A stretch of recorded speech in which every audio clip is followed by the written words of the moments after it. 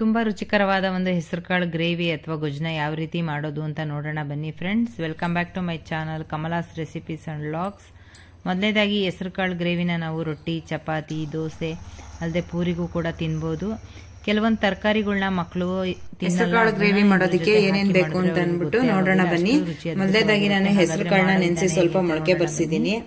ನಂತರ ಹೆಚ್ಚಿಟ್ಕೊಂಡಿರೋಂತ ಒಂದ್ 3 ಟೊಮೆಟೊ, ಹಾಗೆ 1 ಬೌಲ್ ಅಷ್ಟು ಕಾಯಿ ತುರಿ, ಹಾಗೆ ಒಂದು 3 ಈರುಳ್ಳಿನ ಕಟ್ ಮಾಡಿ ಇಟ್ಕೊಂಡಿದೀನಿ ಸಣ್ಣದಾಗಿ.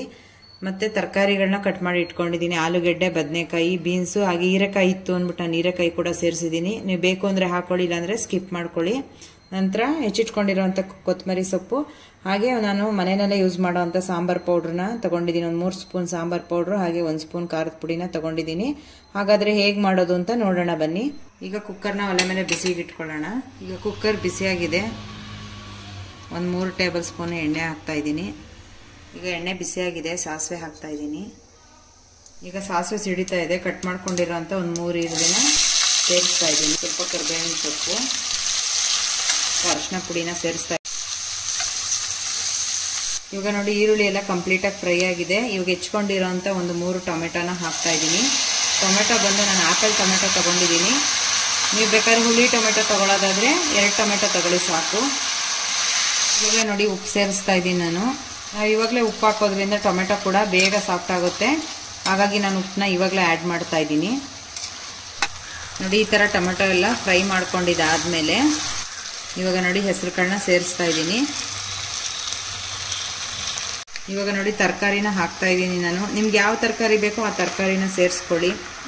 ನಾನಿಲ್ಲಿ ಕ್ಯಾರೆಟ್ ಹಾಕಿಲ್ಲ, ಬೀನ್ಸು ಮತ್ತು ಆಲೂಗೆಡ್ಡೆ, ಬದನೆಕಾಯಿ ಮತ್ತು ಹೀರೆಕಾಯಿನ ಹಾಕಿದ್ದೀನಿ. ಹೀರೆಕಾಯಿ ಮನೇಲಿತ್ತು ಅಂತ ಹೇಳಿ ಯಾವ ತರಕಾರಿನ ಬೇಕಾದರೂ ಹಾಕೋಬೋದು, ಚೆನ್ನಾಗಿರುತ್ತೆ. ನೀವು ಬೇಕಾದ್ರೆ ಹೀರೆಕಾಯಿ ಬೇಡ ಅಂದರೆ ಸ್ಕಿಪ್ ಮಾಡ್ಕೊಳ್ಳಿ. ಇವಾಗ ನೋಡಿ ತರಕಾರಿ ಎಲ್ಲ ಚೆನ್ನಾಗಿ ಫ್ರೈ ಆಗಿದೆ. ಇವಾಗ ಇದಕ್ಕೆ ನಾನು ಸಾಂಬಾರ್ ಪೌಡ್ರನ್ನ ಸೇರಿಸ್ತಾ ಇದ್ದೀನಿ. ಈ ಸಾಂಬಾರ್ ಪೌಡ್ರ್ ಇಲ್ಲ ಅಂದರೆ ನೀವು ಧನಿಯಾ ಪುಡಿ ಮತ್ತು ಜೀರಿಗೆ, ಹಾಗೆ ಗರಂ ಮಸಾಲಾನ ಸೇರಿಸ್ಕೊಳ್ಳಿ.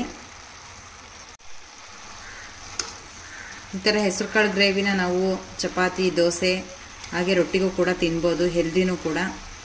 ಮಕ್ಕಳು ತರಕಾರಿ ತಿನ್ನಲ್ಲ ಅಂದರೆ ಈ ರೀತಿ ಗೊಜ್ಜಲ್ಲಿ ಸೇರಿಸೋದ್ರಿಂದ ತರಕಾರಿನೂ ಕೂಡ ಅವರು ತಿಂತಾರೆ. ನೋಡಿ ಇವಾಗ ಸಾಂಬಾರ್ ಪೌಡ್ರೆಲ್ಲ ಕ್ಲೀನಾಗಿ ಮಿಕ್ಸ್ ಮಾಡ್ಕೊಂಡಿದ್ದಾಯ್ತು. ಇವಾಗ ಇದಕ್ಕೆ ನಾನು ನೀರು ಸೇರಿಸ್ತಾ ಇದ್ದೀನಿ. ಈಗ ನೋಡಿ 1 ಕಪ್ ಅಷ್ಟು ನೀರನ್ನ ಹಾಕ್ತಾ ಇದ್ದೀನಿ ನಾನು. ಇನ್ನೂ ಒಂದು ಅರ್ಧ ಕಪ್ ನೀರನ್ನ ಸೇರಿಸ್ತಾ ಇದ್ದೀನಿ. ತರಕಾರಿನೂ ಕೂಡ ನೀರು ಬಿಟ್ಕೊಳ್ಳುತ್ತೆ, ಹಾಗಾಗಿ ನೀರನ್ನ ನೋಡಿ ಸೇರಿಸ್ಕೊಳ್ಳಿ. ನೀವು ನಿಮ್ಗೆ ಯಾವ ಹದ ಬೇಕೋ ಆ ಹದ ನೋಡಿಕೊಂಡು ನೀರನ್ನ ನೀವು ಸೇರಿಸ್ಕೋಬೋದು. ಈಗ ಕುಕ್ಕರ್ ಕ್ಯಾಪ್ನ ಹಾಕ್ತಾ ಇದ್ದೀನಿ. ಮುಚ್ಚಿ 2 ವಿಷಲ್ ತೆಗೆಸಿದ್ರೆ ಗ್ರೇವಿ ರೆಡಿ ಆಗುತ್ತೆ. ಇವಾಗ ನೋಡಿ 2 ವಿಷಲ್ ಆಗಿದೆ.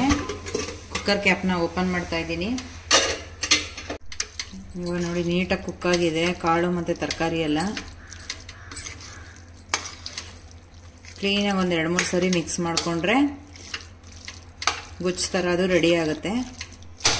ಇವಾಗ ಸ್ಟವ್ನ ಆನ್ ಮಾಡ್ತಾ ಇದ್ದೀನಿ. ನಾನು ಒಂದು ಸ್ವಲ್ಪ ನೀರನ್ನ ಸೇರಿಸ್ತಾ ಇದ್ದೀನಿ.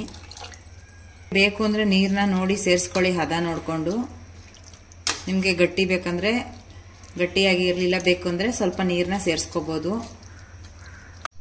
ಇವಾಗ ನೋಡಿ ಇದಕ್ಕೆ 1 ಕಪ್ ಕಾಯಿ ತುರಿನ ಸೇರಿಸ್ತಾ ಇದ್ದೀನಿ. ಈ ಕಾಯಿ ತುರಿಯಿಂದನೇ ಟೇಸ್ಟು ಚೆನ್ನಾಗಿ ಬರುತ್ತೆ. ಕಾಯಿ ತುರಿನ ಸ್ವಲ್ಪ ಚೆನ್ನಾಗಿ ಸೇರಿಸ್ಕೊಂಡ್ರೆ ಅದ್ಭುತವಾಗಿ ಗ್ರೇವಿ ರೆಡಿ ಆಗುತ್ತೆ. ನೋಡಿದ್ರಲ್ಲ ಎಷ್ಟು ಈಸಿಯಾಗಿ ಮಾಡ್ಕೋಬೋದು. ಈ ರೆಸಿಪಿ ನಿಮ್ಗೆ ಇಷ್ಟ ಆಯ್ತಾ? ಹಾಗಾದರೆ ಲೈಕ್ ಮಾಡಿ, ಫಾಲೋ ಮಾಡಿ, ಶೇರ್ ಮಾಡಿ.